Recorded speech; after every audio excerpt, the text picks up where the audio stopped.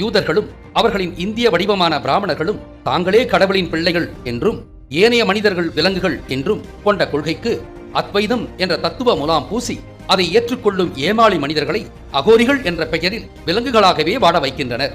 சுத்தத்திற்கும் அசுத்தத்திற்கும் வித்தியாசம் பார்க்காத அத்வைத விலங்குகள் தான் அகோரிகள்.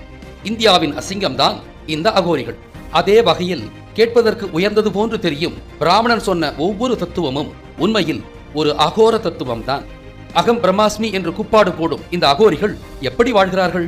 பிணத்தை தின்கிறார்கள், மனித மற்றும் விலங்குகளின் கழிவுகளை தின்கிறார்கள், பிணத்தை புணர்கிறார்கள், பிணத்தின் மீதமிருந்து தவம் செய்கிறார்கள்.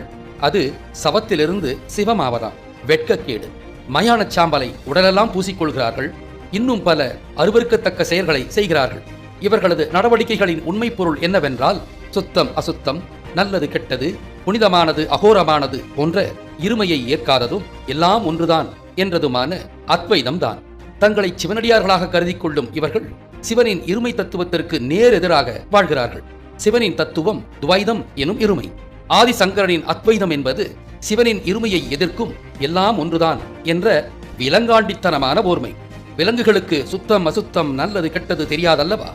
ஆக மனிதர்களை விலங்காண்டிகளாக மாற்றும் தத்துவம்தான் ஆதிசங்கரன் சொன்ன அத்வைதம் என்ற மலம்.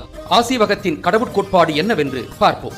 ஆனால் ஆசீவகத்தின்படி மனிதன்தான் கடவுளாகிறான் என்றாலும் அனைத்து மனிதரும் கடவுளாக முடியாது. அப்படியானால் யார் கடவுளாகலாம்?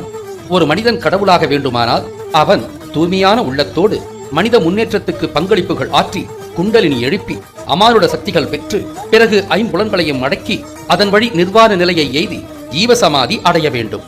அத்தகைய மனிதர்களே கடவுள் ஆகிறார்கள்.